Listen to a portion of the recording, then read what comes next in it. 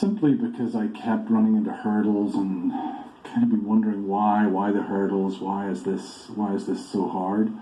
And I kind of realized just a couple of months ago that part of it is the voyeurism that there is around angels and the mystical realm, and everybody wants to know what you see, what their angel looks like, and they love the stories. People love the stories. I love the stories. The truth is, I love the stories as well. So we all love the stories, but I also realized that like when the Apostle Paul had his experience, he said that there were things that were unutterable.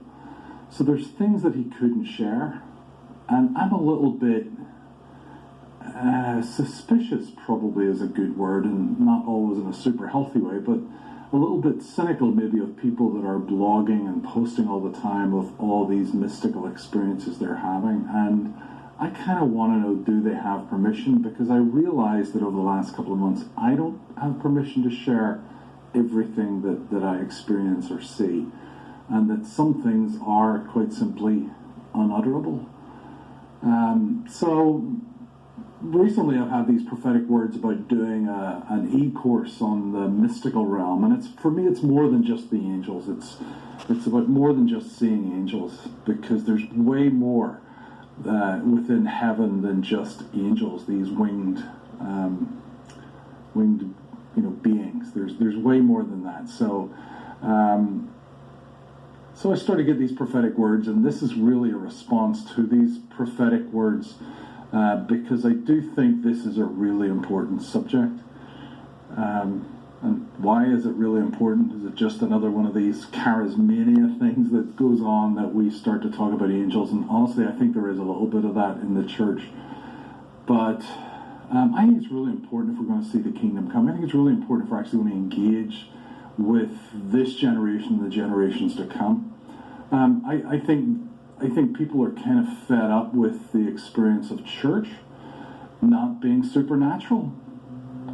I can't remember who it was that said that when you take the Holy Spirit away from the church, you better make sure your coffee's good, because you're going to need something to attract people.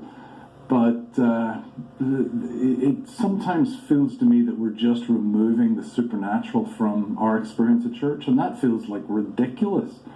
We should be the most supernatural, mystical people on the face of the planet. We're the ones that have Christ at the center of everything we are and everything we do, and yet we preach against it. Let me give you an example. So the Harry Potter franchise has grossed over $8 billion. $8 billion. That's quite a life-changing amount of money.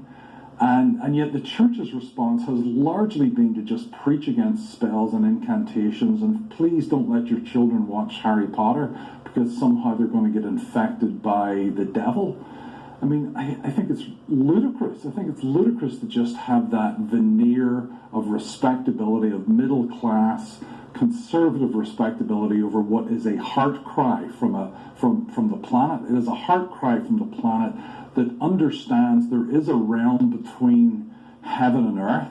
There is another realm that exists between heaven and earth, where there are creatures, there are beasts, there is this spiritual reality, this place where things happen, and where there's mystery, and where there's amazing things happen. And yet the church's response is like, hey, we're not going to have anything to do with that. We're going to leave that to the devil. I mean, it's preposterous.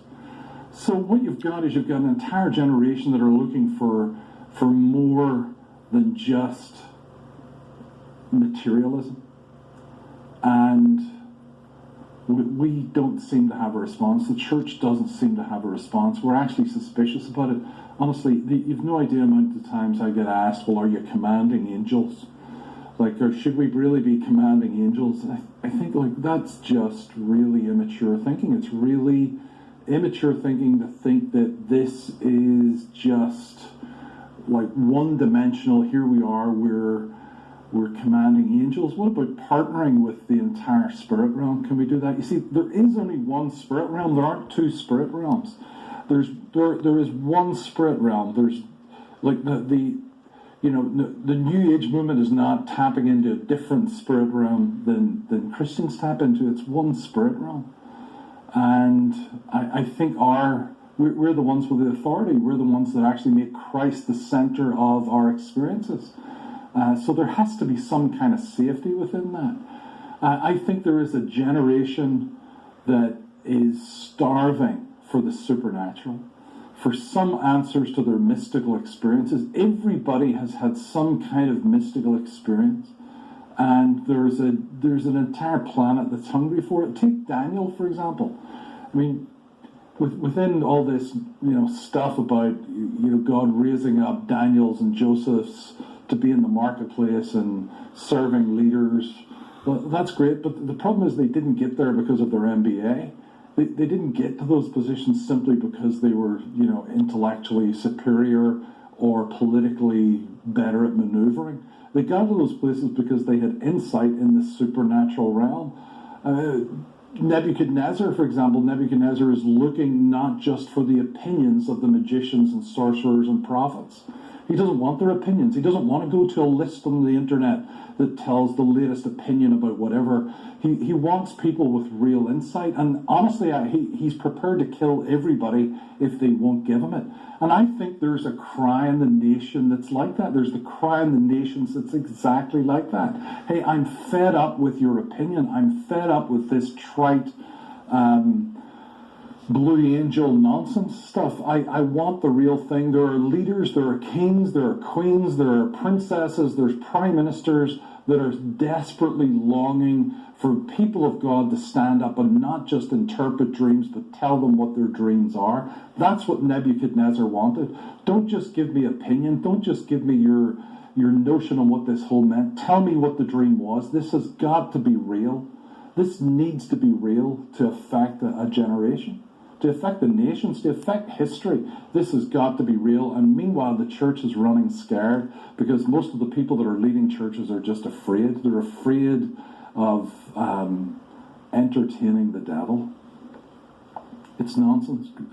My Bible says that greater is he that is in me than he that is in the world. I have nothing to fear with him. As long as I keep Christ the center, as long as we keep Christ the center of everything we do, everything we experience, we're pretty safe and secure in knowing that there is more things than just simply earth, the materialism of earth. So I think there is a generation.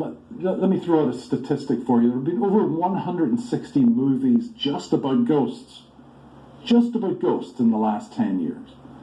Now what's the church's response to that? The church's response is don't go see them.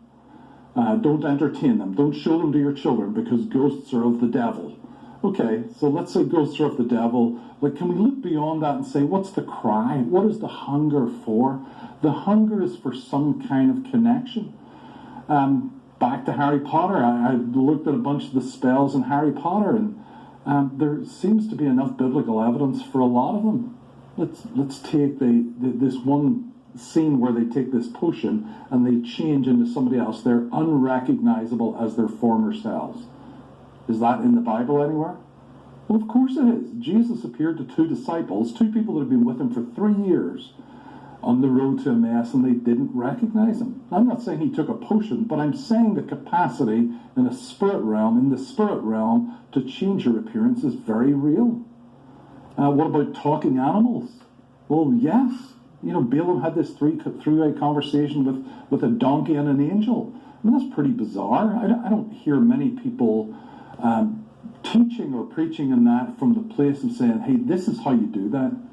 Let me teach you how to talk to animals and angels. Let me teach you how to do that. Let me teach you how to engage with the entire mystical realm. But one of the most puzzling things that gets on Christians' nerves, I think, is talking to dead people.